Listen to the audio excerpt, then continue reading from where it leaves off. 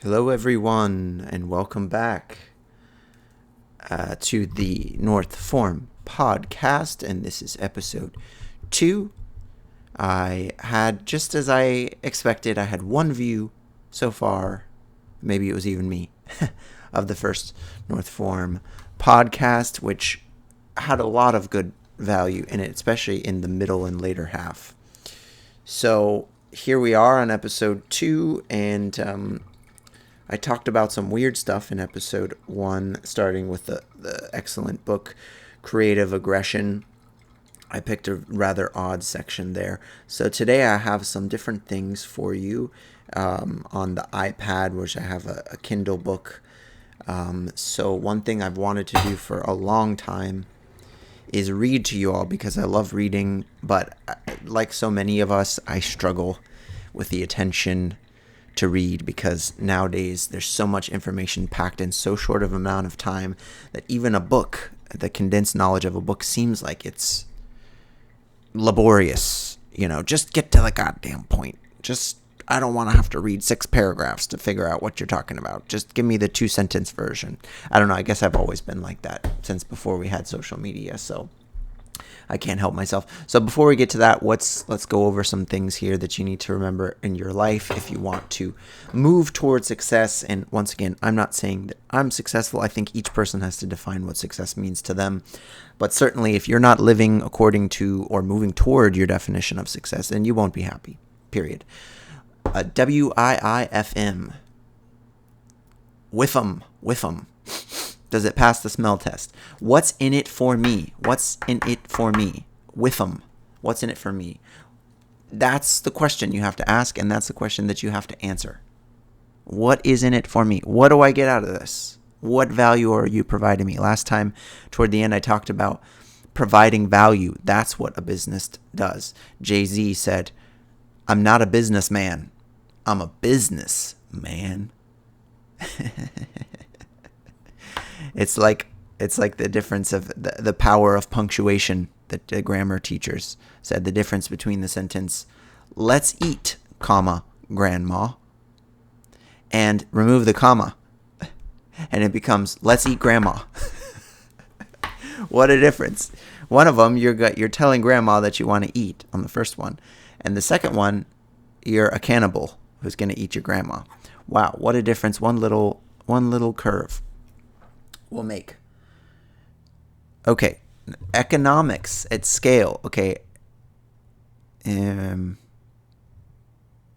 one of the many miracles of capitalism, which is heavily lambasted.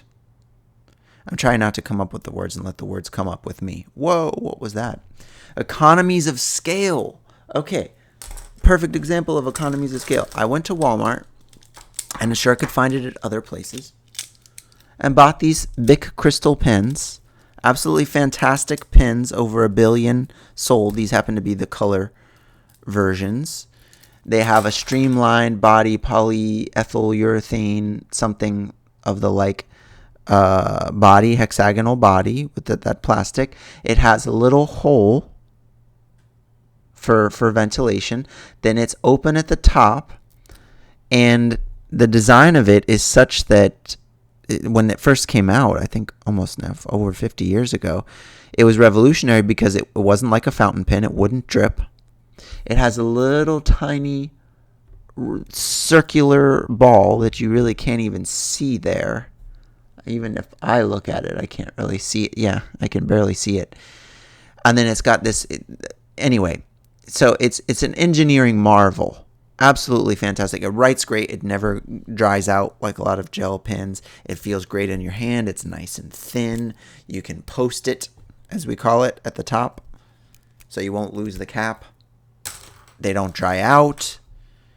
It uses the same principle that plants use, adhesion. It's either adhesion or cohesion. I always get those two confused. Where basically it sucks up. It can go against gravity, right? How does the plant get the water to go up against gravity? Well, it uses adhesion. And this isn't going to be a physics lessons today. But anyway, the point of economies of scale, one of the marvels and miracles of capitalism, These 10 pens in assorted colors, which are beautiful colors, by the way. Bic Crystal, by the way, if you're interested. This is the best pen you can buy for the money. I went to Walmart and bought 10 of them. You know how much it was? It was like $3. Less than that. I think it was like $3 for 10 pens. I think it was actually like $2.25 or something. Like insanely good. Insanely good. And without economies of scale, thanks to the complex organization of capital and complex agreement, complex property law, complex contractual agreements, that wouldn't happen. That wouldn't be available to us. So stop denigrating capitalism and use it to your advantage. Okay, we're not even capitalist in the U.S. I don't know if I've discussed this on this channel yet, but if you read an economics book, it'll clearly tell you we're only about half market economy.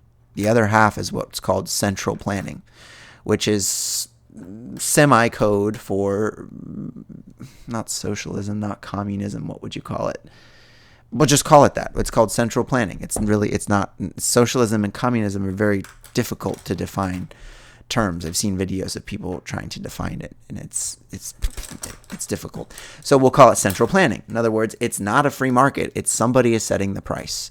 Some complex body of people that think they know more than me and you are setting prices, which I generally don't agree with. Okay, moving on. You have to pay your dues first in life. Credit to Brian Tracy. Is this recording? Yes, it is. We're good. We're at 6 minutes. You have to pay your dues first. People want the fruits of their labor before they have compounded the labor. The labor has to compound.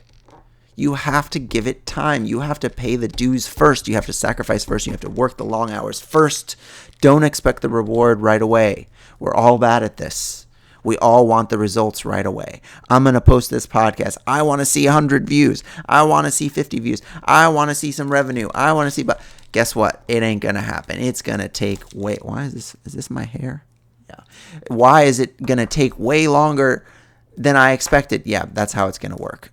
Double it. In fact, maybe 10 times the amount of time. I would say 10 times the amount of time that you think it's going to take. That's how long it's going to take. So just expect that, the expectancy effect. Do not expect success overnight, because it absolutely will not happen, and you're going to self-sabotage if you expect the success overnight. All right, mental health. Mental health, ladies and gentlemen, is based on accepting responsibility. In Thomas Saz's great book, of which I've read from him, Cruel Compassion, great book. One of his other books, The Myth of Mental Illness, he says that mental illness is based on various forms of failing to accept responsibility. Blame. So one of the teachings we have is the second you blame anyone else, you've robbed yourself of all your power.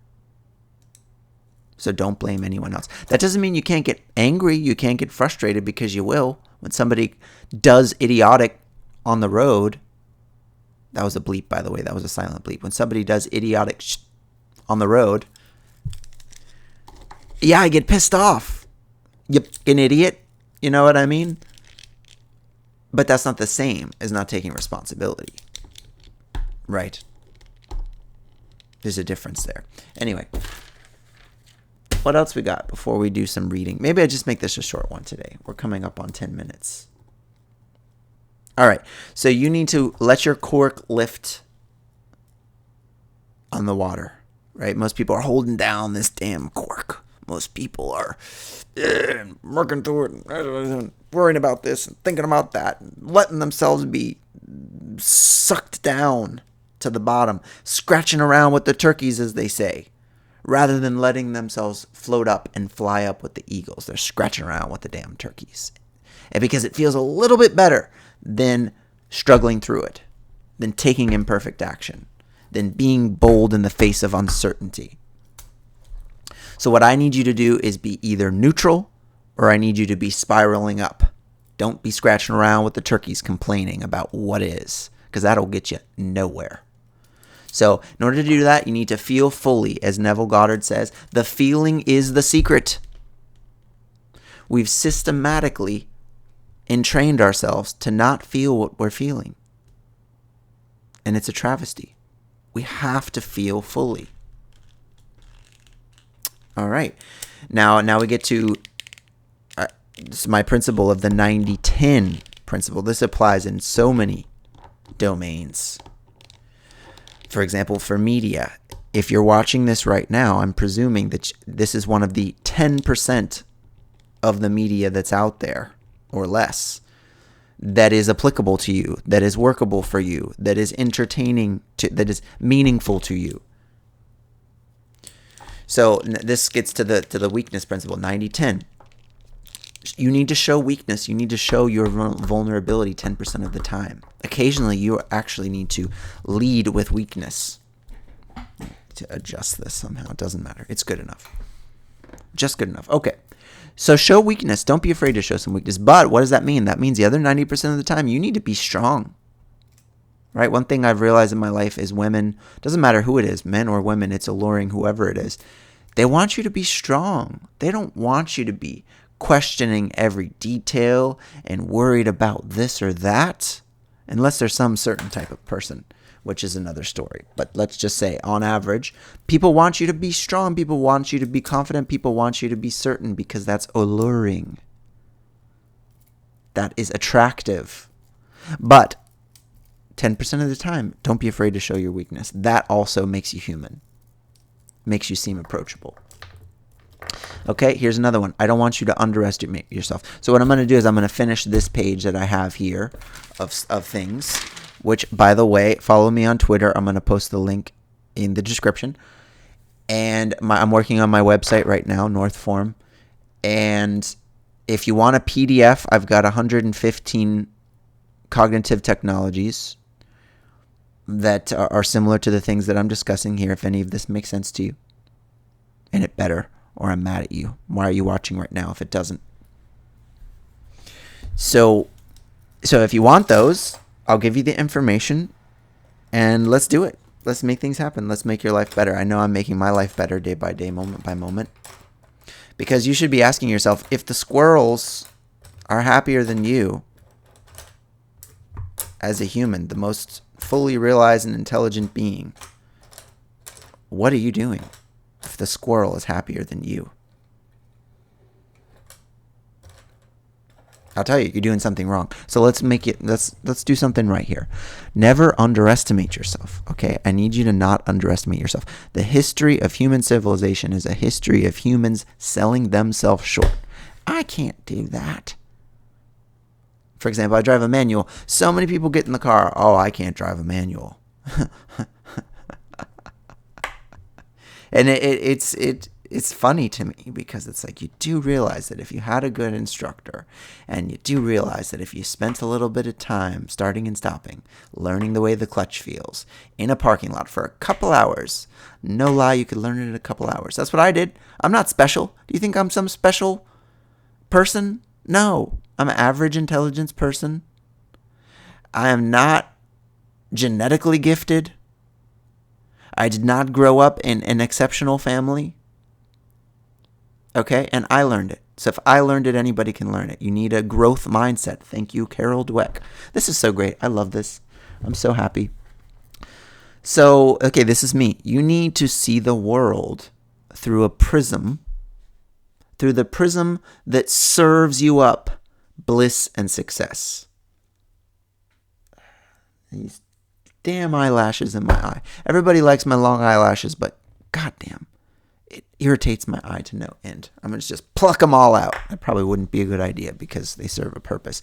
So I need you to see I repeat, I need you to see the world through the prism that serves you bliss and success. If you're not doing that, what the hell are you doing? You're probably seeing yourself in the world through a prism that serves you suffering and discontent. How do you think that's going to work out? What diseases do you think that's going to manifest in your body and brain over time? You're seeing the world through a prism of life sucks and the cards are stacked against me. So many people do that, though. So many people do that. So I need you to reframe that as, I will see, this is a mantra you can use. I will see the world through a prism that serves me bliss and success. I will see the world through a prism that serves me bliss and success. All right, next in the same vein, I need you to scan for the things that you want and that you like and that are beautiful. I need you to scan always for things that you want. I need you to constantly be looking for, you're on the lookout for things that are pretty, that are cute, that are cool, that are nice, that are interesting, that are meaningful. Next. Okay, now we're changing gears a little bit here. Be skeptical of appeals to God. Well, God wants you to be this. God wants you this. Now, I'm not saying that can't be good, because appeals to God can be really good. But for example, one time I had a lady and I was talking about philosophy, and she was just very, very, I maintained my cool at this time, but she got really, I don't want to say, I'll just go with flustered. She got really flustered. That's not the right word, but she got just livid. She was like, that's not God for what God wants. That's your own philosophy. That's a corruption of God. That's evil. That's against God. I just went off, and I was not reactive to it. But I'm just like, okay, so you're imposing your limited perception of God. I didn't say this, of course. But be skeptical of appeals to God, right? A lot of people use that word God to do all kinds of nasty, horrible things. Most of the nastiest things that have ever occurred throughout history were backed by the force of some supra-righteous God. And to this day, that happens. The appeal of paradise after death. So be skeptical of these appeals to God. All right, one of the technologies we teach, I won't say it right now because there's an ancient word mantra for it, is about the void of existence. And so what I want you to do is I want you to purposely fill that void. What time are we on? We're on 17:22. All right, I need you to fill that void with what you want. You need to fill that void with something meaningful to you, with the programs that you've decided on, because you've been filled with programs that you didn't decide on. Somebody just gave that to you. Somebody just said, here's what you're going to do. Here's how you're going to look at the world. Here's how you feel. No. That's actually a void that was filled with bullcrap by somebody. I need you to choose what you want to fill that void with. And let's learn how together. All right, having high expectations. This is the last one. And then I'm going to go. I guess I gave you a lot of stuff today. Having high expectations is the precursor to success. Having high expectations, but completely not insisting on the outcomes initially. That's weird. I didn't know there was holes in the top of these pens. That's bizarre. So you need to have high expectations, and that will be the precursor to your success. But once again, don't get disappointed when things don't quite work out to your high expectations. Marcus Aurelius said, I have exceptionally high expectations for myself, but I accept low outcomes for others. But I don't accept low outcomes for myself. I think that's a pretty good way to look at it. And with that stoic wisdom, I will leave you now at 19 minutes and 5 seconds. It's been a pleasure. It felt like no time at all. And I wish you to benefit. Pleasure and peace. Signing out for today. Bye-bye.